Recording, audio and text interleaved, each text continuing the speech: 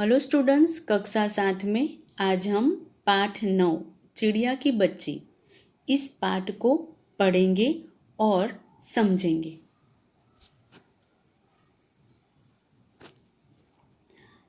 पाठ 9 चिड़िया की बच्ची। बच्चों, इस पाठ में माधवदास नाम के एक व्यापारी होते हैं जिन्होंने अपनी संगमरमर की नई कोठी बनवाई है। उन्हें प्रकृति से बहुत प्रेम है, तो उन्होंने अपने कोठी सुंदर कोठी में बहुत फूल पौधे यानी कि एक बगीचा भी उन्होंने बनवाया है, क्योंकि उन्हें कला से बहुत प्रेम है। तो वहाँ पर ही एक चिड़िया की बच्ची उस बगीचे में आकर बैठती है। तो आइए देखते हैं कि इस पाठ में क्या बताया गया है। माधवदास ने अपनी संगमरमर की नई कोठी बनवाई है। उसके सामने बहुत सुहावना बगीचा भी लगवाया है। जैसे मैंने आपको कहा कि माधवदास ने संगमरमर की एक नई कोठी बनवाई थी और उसके सामने एक बहुत सुहावना बगीचा भी उन्होंने लगवाया है। उनको कला से बहुत प्रेम है। धन की कमी नहीं है और कोई व्यसन छू नहीं गया है। उन्हें कला से बहुत प्रेम है, धन की कमी नहीं है और कोई व्यसन भी उन्हें नहीं है। सुंदर अभिरुचि के आदमी हैं। फूल पौधे रकाबियों से होजों में लगे फव्वारों में उछलता हुआ पानी उन्हें बहुत अच्छा लगता है। यानी कि वो सुंदर अभिरुचि के आदमी हैं। उन्हें फूल पौधे और होजों में लगी जो फव्वारों में उछलता हुआ पानी उन्हें बहुत पसंद है। समय भी उनके पास काफ़ी है। शाम को जब दिन की गर्मी ढल जाती है और आसमान कई रंग का हो जाता है, तब कोठी के बाहर चबूतरे पर तख्त डलवाकर मसनद के सहारे वह गलीचे पर बैठते हैं और प्रकृति की छटा निहारते हैं। यानी कि वो शाम को बैठकर प्रकृति की छटा निहारते रहते हैं। इनमें मानो उनके मन को तृप्ति मिलती है। मित्र हुए तो उनसे विनोद चर्चा कर लेते हैं, यानी मित्र हुए तो उनसे चर्चा कर लेते हैं, नहीं तो पास रखे हुए फरसी के हुक्के की सटक को मुंह में दिए ख्याल ही ख्याल में संध्या को स्वप्न की भांति गुजार देते हैं।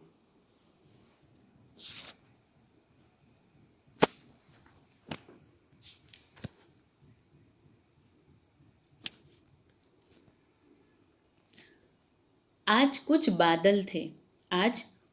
बादल थे। घटा गहरी नहीं थी। धूप का प्रकाश उनमें से छन छन कर आ रहा था। माधवदास मसनद के सहारे बैठे थे। उन्हें जिंदगी में क्या स्वाद नहीं मिला है, पर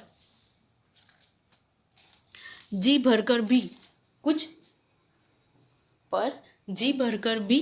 खाली सा रहता है।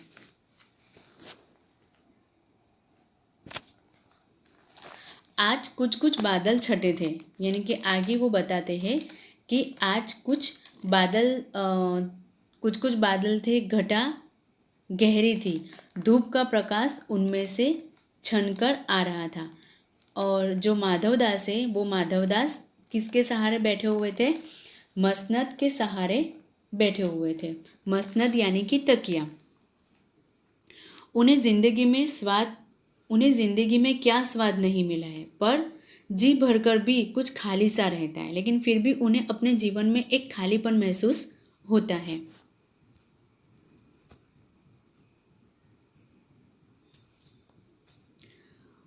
उस दिन संध्या समय उनके देखते देखते सामने के गुलाब की डाली पर एक चिड़िया आन बैठी। चिड़िया बहुत सुंदर थी। उसकी गर्दन लाल थी और गुलाबी होते होते किनारों पर जरा जरा नीली पड़ गई थी। पंख ऊपर से चमकदार स्याह थे। उसका नन्हा सा सिर तो बहुत प्यारा लगता था और शरीर पर चित्र विचित्र चित्रकारी थी। चिड़िया को मानो माधवदास की सत्ता का कुछ पता नहीं था और मानो तनिक देर का आराम भी उसे नहीं चाहिए था। कभी पर हिलाती थी, कभी फुदकती थी। वह खूब खुश मालूम होती थी। अपनी नन्ही सी चोंच से प्यारी प्यारी आवाज़ निकाल रही थी। अब जैसे ही यहाँ पर संध्या की बात की गई है कि माधवदास को संध्या के समय प्रकृति को निहारना उन्हें अच्छा लगता था। तो उस दिन संध्या के समय यानी कि शाम के समय देखते ही देखते सामने की गुलाब की डाली पर एक चिड़िया आकर बैठ गई। अब चिड़िया बहुत सुंदर थी। उसकी गर्दन यानी यहाँ पर बताया गया कि उसकी गर्दन लाल थी और गुलाबी गुलाबी होती होती किनारों पर जरा सी नीली पड़ गई थी। पंख ऊपर से चमकदार स्याह थे। उसका नन्हा सा सिर तो बहुत प्यारा लगता था और उसके शरीर पर विचित्र चित्रकारी देखने को मिलती थी। अब चिड़िया को मानो तनिक देर का आराम भी उसे नहीं चाहिए था, क्योंकि वो कभी पर हिलाती थी, अपने पंख हिलाती थी, तो कभी फुदकती थी। उसे देखकर लगता था कि वो बहुत खुश मालूम होती थी। अपनी नन्ही सी चोंच से वो क्या करती थी, अपनी प्यारी प्यारी आवाज़ निकाल रही थी। माधवदास को वह चिड़िया बड़ी मनमानी लगी। उसकी स्वच्छंदता बड़ी प्यारी जान पड़ती थी। कुछ देर तक वह उस चिड़िया का इस डाल से उस डाल थिरकना देखते रहे। इस समय वह अपना बहुत कुछ भूल गए। उन्होंने उस चिड़िया से कहा, आओ, तुम बड़ी अच्छी आई। यह बगीचा तुम लोगों के बिना सूना सा लगता है। सुनो चिड़िया, तुम खुशी से यह समझो कि यह बगीचा मैंने तुम्हारे लिए ही बनवाया है। तुम बेखटके यहाँ आया करो। अब माधवदास को वह चिड़िया बड़ी मनमाने लगी। उसकी स्वच्छंदता बड़ी प्यारी जान पड़ती थी। कुछ देर तक तो माधवदास उस चिड़िया का यानी कि इस डाल से उस डाल पर जाना देखते रहे। इस समय वह अपना बहुत कुछ भूल गए। तो माधवदास ने चिड़िया से कहा कि आओ, तुम बड़ी अच्छी आई, क्योंकि ये बगीचा तुम लोगों के बिना सूना सा लगता है। माधवदास के कि तुम यहाँ पर आई तो बहुत तुम बड़ी अच्छी आई, क्योंकि यह बगीचा तुम लोगों के बिना सूना लगता है। तो माधवदास कहता है कि सुनो सुनो चिड़िया, तुम खुशी से यह समझो कि यह बगीचा मैंने तुम्हारे लिए ही बनवाया है। तुम बेखटके यहाँ पर आया करो।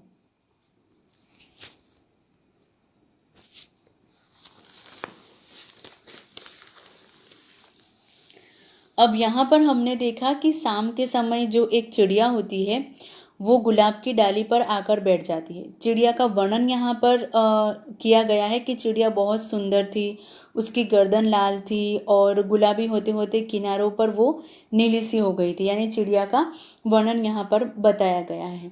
उसकी शरीर पर विचित्र चित्रकारी वहाँ पर बताई गई है और वो अपनी नन्ही नन्ही चोंच से आवाज़ निकाल रही थी।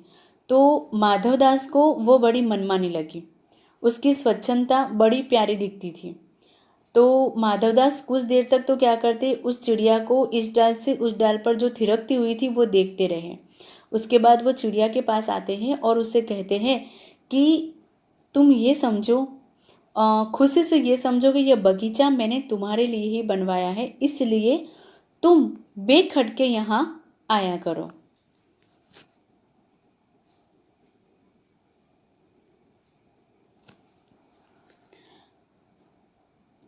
चिड़िया पहले तो असावधान रही, फिर जानकर कि बात उससे की जा रही है वह एकाएक तो घबराई।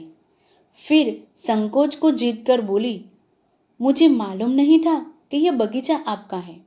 मैं अभी चली जाती हूँ। पल भर सांस लेने में मैं यहाँ टिक गई थी। जब माधवदास चिड़िया को कहते हैं तो चिड़िया थोड़ी असावधान रही, लेकिन फिर उसे ये जाना कि बात उससे की जा रही है तो वो एकाएक तो पहले घबरा जाती है, लेकिन फिर वो बोली कि वो माधवदास को कहती है कि मुझे मालूम नहीं था कि ये बगीचा आपका है। मैं अभी यहाँ से चली जाती हूँ, बस थोड़ी देर सांस लेने के लिए मैं यहाँ पर रुक गई थी। माधवदास ने कहा, हाँ, बगीचा तो मेरा है, यह संगमरमर की कोठी भी मेरी है, लेकिन इस सब को तुम अपना भी समझ सकती हो। सब कुछ तुम्हारा है। तुम कैसी भोली हो, कैसी प्यारी हो। जाओ, जाओ नहीं, बैठो। मेरा मन तुमसे बहुत खुश होता है। अब जब चिड़िया माधवदास को कहती है कि मैं थोड़ी देर के लिए सांस लेने के लिए यहाँ पर रुक गई थी, तो माधवदास ने कहा कि हाँ, बगीचा तो मेरा ही है, यह संगमरमर की कोठी भी मेरी है, लेकिन इन सबको तुम अपना भी समझ सकती हो। सब कुछ तुम्हारा है। तुम कितनी प्यारी हो और कितनी भोली हो। तुम जाओ नहीं, यहाँ पर ही बैठो। मेरा मन तुमसे बहुत खुश होता है। ये किसने कहा? माधवदास ने कहा। चिड़िया बहुत कुछ सकुचा गई। उसे बोध हुआ कि यह उससे गलती तो नहीं हुई कि वह यहाँ बैठ गई।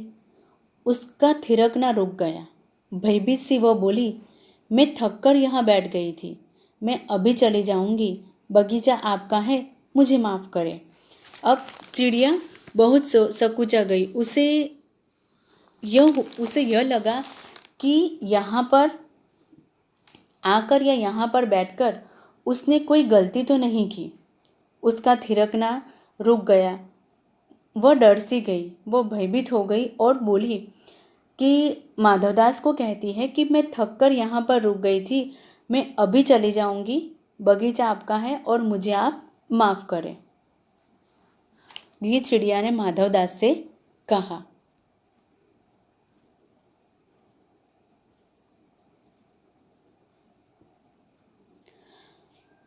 माधवदास ने कहा, मेरी भोली चिड़िया, तुम्हें देखकर मेरा चित्त प्रफुल्लित हुआ है। मेरा महल भी सूना है, वहाँ कोई भी चहचहाता नहीं है। तुम्हें देखकर मेरी रागिनियों का जी बहलेगा। तुम कैसी प्यारी हो, यहाँ ही तुम क्यों न रहो? चिड़िया बोली, मैं माँ के पास जा रही हूँ, सूरज की धूप खाने और हवा से खेलने और फूलों से बात करने। मैं जरा घर से उड़ आई थी, अब सांझ हो गई है और माँ के पास जा रही हूँ। अभी अभी मैं चली जा रही हूँ, आप सोच न करें। अब माधवदास चिड़िया को कहता है कि मेरी भोली चिड़िया, तुम्हें देखकर मेरा मन प्रफुल्लित होता है। मेरा महल भी सुना है, यहाँ कोई भी चहचहाता नहीं है। यहाँ ही तुम क्यों न रहो, यानी कि वो उसे यहाँ पर रहने के लिए कहता है। तो चिड़िया बोलती है कि मैं माँ के पास जा रही हूँ, सूरज की धूप खाने, हवा से खेलने और फूलों से बातें करने के लिए घर से उड़कर आई थी, यानी घर से उड़ आई थी। अब शाम हो गई है और माँ के पास जा रही हूँ। अभी अभी मैं चली जा रही हूँ, आप सोच न करें। माधवदास ने कहा, प्यारी चिड़िया, पगली मत बनो। देखो, तुम्हारे चारों तरफ कैसी बहार है। देखो, वह पानी खेल रहा है, उधर गुलाब हंस रहा है। भीतर महल में चलो, जाने क्या क्या ना पाओगे। मेरा दिल वीरान है, वहाँ कब हंसी सुनने को मिलती है। मेरे पास बहुत सा सोना मोती है। सोने का एक बहुत सुंदर घर मैं तुम्हें बना दूंगा। मोतियों की झालर उसमें लटकेगी। तुम मुझे खुश रखना। और तुम्हें क्या चाहिए? माँ के पास बताओ क्या है। तुम यहाँ ही सुख से रहो, मेरी भोली गुड़िया। माधवदास ने जैसे ही चिड़िया अपनी माँ के पास जाने के लिए कहती है, तो माधवदास कहता है कि प्यारी चिड़िया, पगली मत बनो। देखो, तुम्हारे चारों तरफ कैसी बहार है। वह पानी खेल रहा है, उधर गुलाब है। भीतर महल में चलो, जाने क्या क्या ना पाओगे, यानी कि मैं सब कुछ तुम्हें दूंगा। मैं तुम्हें माधवदास कहता है कि मैं तुम्हें एक सोने का सुंदर घर बनवा दूंगा, उसमें मोतियों की झालर लटकेगी। माँ के पास बताओ क्या है, तुम यहाँ पर ही सुख से रहो मेरी भोली गुड़िया। तो बस बच्चों, आज के लिए हम इस पाठ को यहीं तक ही देखेंगे। इस पाठ का जो आगे का हिस्सा है वो हम लोग नेक्स्ट वीडियो के अंदर समझेंगे। Thank you.